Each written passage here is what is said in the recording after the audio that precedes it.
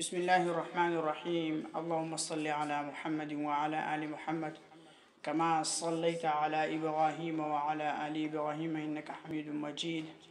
اللهم بارك على محمد وعلى آل محمد كما باركت على إبراهيم وعلى آل إبراهيم إنك حميد مجيد. رب زدني علما رب زدني علما رب زدني علما رب اشرح لي صدري ويسر لي أمري واحلل عقدة من لساني يفقهوا قولي.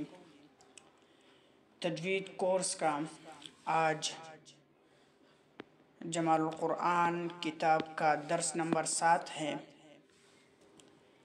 7واں لمعہ لام کے قاعدوں کے بیان میں قاعدہ نمبر 1، جب لفظ اللہ اور اللہم کے لام سے پہلے فتحہ یا ضمہ ہو تو لفظ اللہ اور اللہم والا لام مفخم پڑھا جائے گا. مثل اراد اللہ، رفعہ اللہ، سبحانک اللہم، وَإِذْ قَالُوا اللَّهُمَّ. قاعدہ نمبر 2، جب لفظ اللہ اور اللہم کے لام سے پہلے کسرہ ہو تو لفظ اللہ اور اللہم والا لام مرقق پڑھا جائے گا.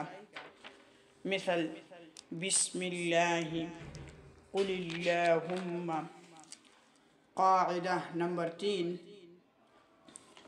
لفظ اللہ اور اللہم کے لام کے علاوہ باقی تمام لامات مرقق پڑھے جائیں گے. مثل ما ولاہم کلہ وغیرہ. 8واں لمعہ را کے قاعدوں کے بیان میں جاننا چاہیے کہ تفخیم را کے 6 قاعدے ہیں. قاعدہ نمبر 1، جب را مفتوحہ یا مضمومہ ہو خواہ شد ہو یا نہ ہو. مثل رغدا رزقوا ذو مرۃ ففروا.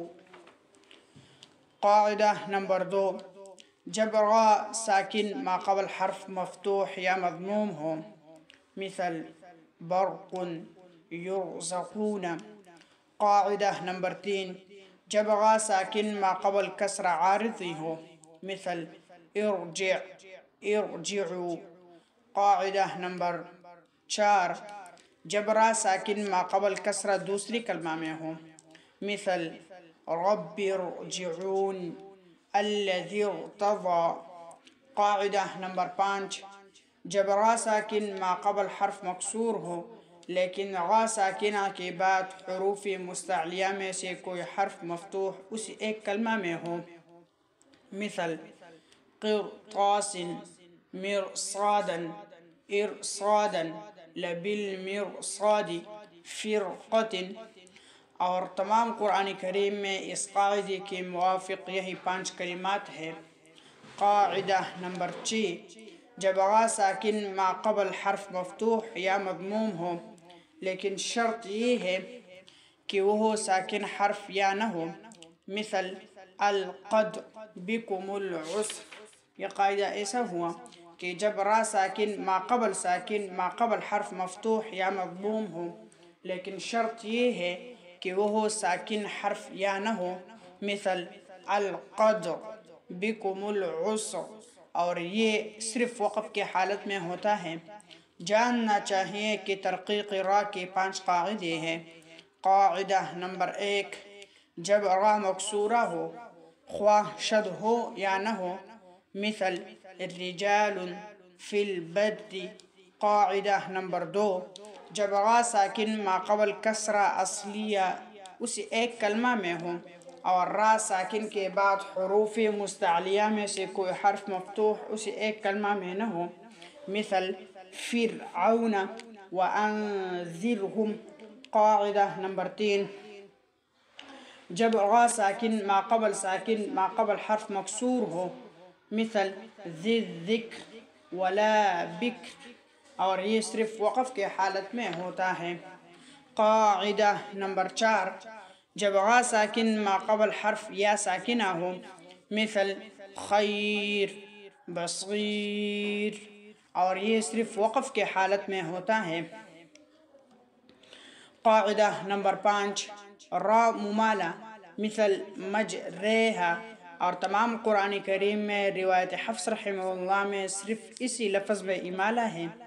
امالہ کا لغوی معنی جھکانے کی ہے، اور اصطلاح اہل فن میں زبر کو زیر مجہول کی طرف اور الف مدہ کو یاء مجہولہ کی طرف جھکانے کو کہتے ہیں۔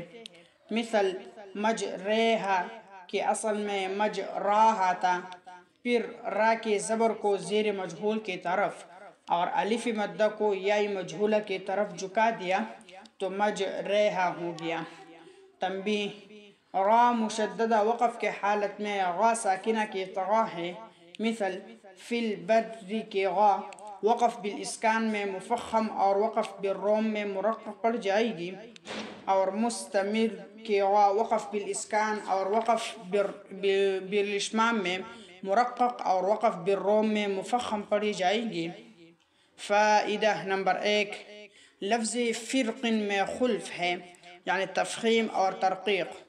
تفخیم غا ساکنہ کے بعد حرف مستعلیہ قاف کی وجہ سے ہے، اور ترقیق قاف کے کسرہ کی وجہ سے ہے، اور اس خلف کو خلف الحالین کہتے ہیں، یعنی وصل اور وقف دونوں حالتوں میں خلف ہے۔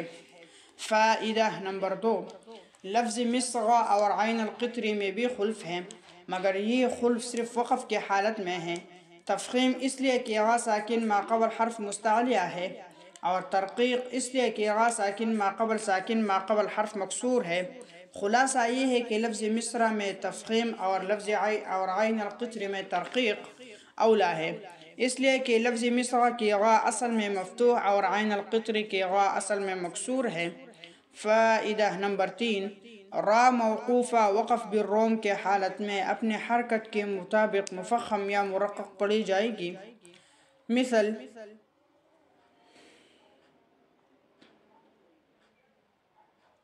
منتصع کی غا وقف بالروم میں مفخم پڑھی جائے گی، اور والفجر کی غا وقف بالروم میں مرقق پڑھی جائے گی۔ ان الفاظ کا نقشہ جن میں غا ساکن ما قبل کسرہ عارض یا متصلہ یا کسرہ عارضہ منفصلہ یا کسرہ اصلیہ منفصلہ ہوں۔ کسرہ عارضہ منفصلہ: ارجع، ارجعوا، ارجعی، ارکم معنا۔ کسرہ عارضہ منفصلہ: ام ارتابوا، ان ارتبتم، الا من ارتضى، الا لمن ارتضى۔ کسرہ اصلیہ منفصلہ: رب ارجعون، رب ارحمہما، الذی ارتضى، رب ارحم۔ یہ آج کا سبق تھا۔